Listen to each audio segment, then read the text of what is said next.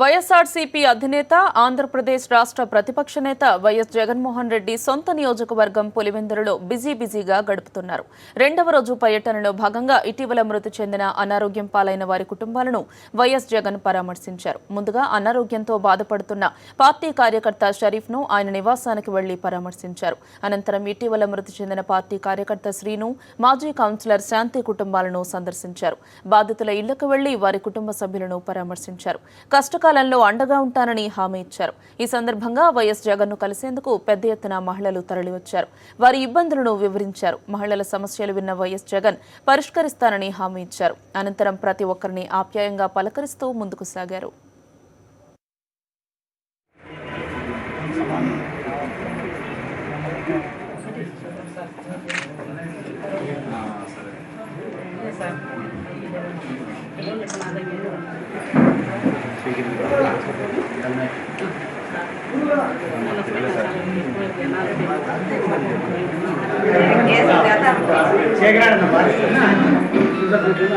Shekhar